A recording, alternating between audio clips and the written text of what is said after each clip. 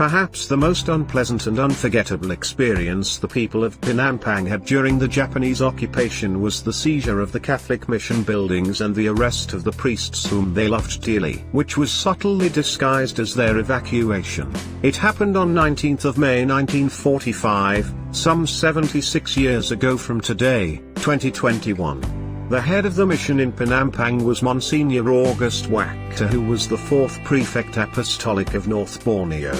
The other priests were Father Joseph Bohm, Father Mark Obatega, Father Joseph Thel, Father John Unterberger and a religious brother, Brother Egidius Leiter, who were all holders of German passports. The Japanese had interned earlier all the other European priests who had no German passports in 1942 at the prisoners of war camp, POW, at Batu Lintang, Kuching, Sarawak. On the morning of 18th of May 1945, a Friday, a party of Japanese soldiers came to the mission and said that they wanted all the mission buildings and all the fathers would have to go to Tenam. Monsignor Wakta resisted their demand and sent 2 of his assistants, Father Turl and Brother Egidius, to Jesselton to speak to the Japanese commander. Monsignor Wakta then went down the hill to tell the Carmelite sisters what the Japanese were asking and alerting them at the same time to be ready should they too would have to go. St. Michael's School building was closed during the war to afford shelter to the sisters who had come away from Jesselton for fear of the heavy bombings and aerial shootings. After some time, Father Turl and Brother Egidius came back, with their mission unaccomplished.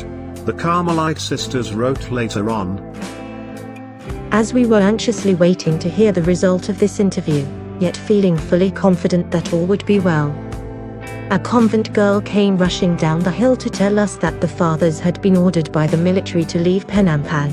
Although somewhat shaken by this information, we were still confident about the final issue. Shortly afterward, a mission boy called to tell us the same news, only adding that the fathers had to go to Tenam. He also handed us some of Monsignor's belongings for safekeeping. We realized then that things had taken a serious turn." The sisters were sad to learn from Monsignor that the decision of the Japanese military authorities was final. But the Monsignor was still hopeful and confident that he might manage to make them change their minds when the Japanese would come the next day for a so-called meeting with the fathers in Penampang. However, to be on the safe side, they started packing their belongings for the impending exodus. All items of importance were entrusted to the care of the sisters. In case the sisters too would have to move out, then the local Christians would look after the mission properties. By now, the Kampong people also had heard about the sad news. Sister Philippa, an eyewitness, writes, "That same morning, Friday 19th of May 1945, the terrible news of the fathers going away spread like wildfire through all the kampongs and the people started crowding up the hill. Confessions were heard from morning right up till 11 o'clock that night. The whole night the sisters prayed to avert the threatening calamity." Saturday 19th of May 1945, was indeed a very sad day for Penampang. The Monsignor and the fathers said their last Holy Mass. The church was crowded to the capacity. Nobody knew for certain as to what was going to happen, but everybody felt the sadness and the danger. Monsignor told the sisters to meet the Japanese to allow at least one of the fathers to stay in Penampang. In the afternoon, while the Monsignor was talking with the sister, 4 influential people of the parish came to him. They were Mr. Claudius Yap, Mr. Lothar Manjoji, Mr. Herman Motagal and Mr. Vitalianus Lim. They were told to look after the mission properties in case the Japanese insisted on their demand to remove the fathers. They were also asked to plead for the fathers. The Kampong people came in big numbers. There was a continual stream of confessions from morning till 4 p.m. They remained on the hill in silent protest and showed their disapproval as much as they could under the circumstances. At 4 p.m. the party of the Japanese arrived. Among them was a certain Yamada, an Oxford graduate and former resident of Jesselton. He spoke English well, but his studied politeness and false face were repugnant to the people. The acting resident who was with him was more humane. The Monsignor, accompanied by the fathers and a number of people, greeted the Japanese at the St. Michael's School compound. Soon they went up the hill to the rectory and began the meeting. Sister Philippa writes, 5 Japanese were present, including Yamada. Besides the fathers and myself, the principal members of the parish witnessed the painful scene that followed. Yamada got up and complained that they had considered the matter and decided to move the priests to Tenham as Penampang Hill was going to be the battlefield, and since they were responsible for the lives of the fathers, it was their duty to protect them. Monsignor in answer implored them to allow at least one of the fathers to stay behind to look after the Christians and the mission property. Japanese were, however, adamant, and said it could not be done. Monsignor insisted on staying and repeated his petition 5 times, quoting all the reasons. His pleading fell on deaf ears and they were told to be ready at 10 p.m. to move out. Yamada shouted, "If you go tonight, traveling will be much easier for you, for I 2 a.m. going to Papa and will accompany you, and be sure everything will be okay." What could the poor fathers do but go along that same night? At 5:30 p.m. Father John Unterberger informed the Carmelites of the outcome of the meeting. It was heart-wrenching for them. The huge crowd that waited impatiently was panic-stricken when they were told about the final decision. They swarmed into the house to say goodbye. They feared the worst and thought they might not see the fathers again. Monsignor Waktu appointed 3 trustees to whom he confided the care of the properties. A deed was drawn up signed by the military authorities. The time for the final farewell had come for the Monsignor who had worked for the Cardizan for nearly 40 years. The departure was drawing nearer and nearer. Father Unterberger gave Holy Communion to the Carmelite sisters for the last time.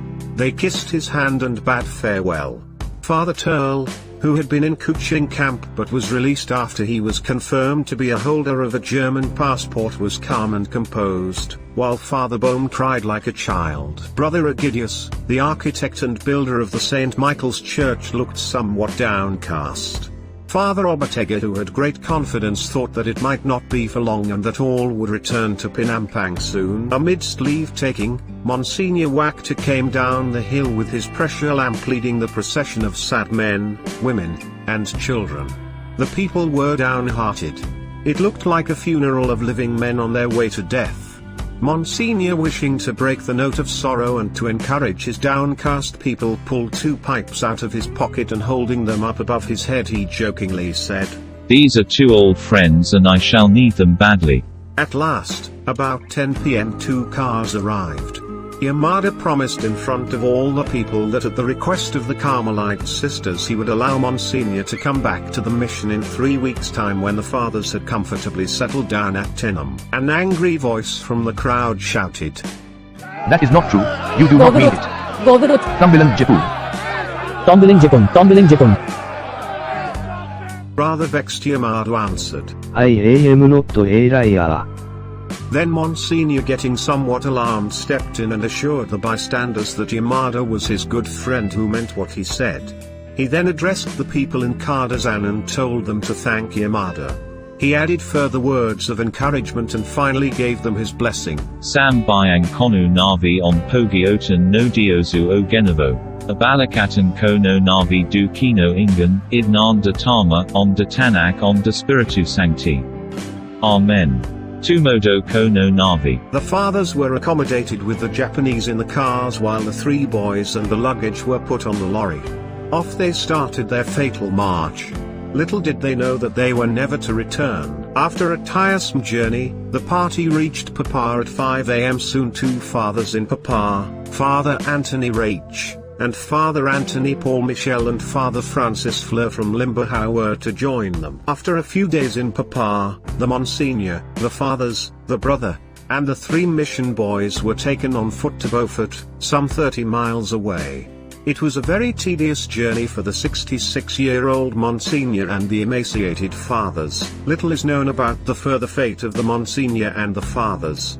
One thing is certain, they were herded from one place to another and they suffered greatly.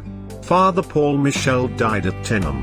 The remaining fathers were taken to Sepong and are believed to have been murdered by the Japanese. The Japanese claimed that the fathers were killed in an Allied air raid in June. However, this is not true as the fathers were seen alive in early August. Never have we found any trace of them except the remains of Father Paul Michel, which was brought to Penampang in 1958 and buried beside the St. Michael's Church. The people of Penampang have erected a magnificent bell tower in front of the St. Michael's Church in grateful memory of the fathers who became innocent victims of the circumstances. The plaque of the bell tower reads, "The Catholics of Penampang have raised this bell tower in grateful memory of Monsignor August Wachter, Father Anthony Paul Michel, Father John Unterberger, Father Anthony Rach, Father Joseph Bohm, Father Mark Obertegger, Father Joseph Turl, Father Francis Fleur, Brother Egidius Leiter." They were arrested at Penampang on 19th of May, 1945, with 3 faithful boarders Patrick Lee, Peter Wong, and Stanislaus Sabahai, while performing their duty of planting the Catholic Church in Sabah. They died near Sepong in August 1945. Their graves have never been found. May they rest in peace.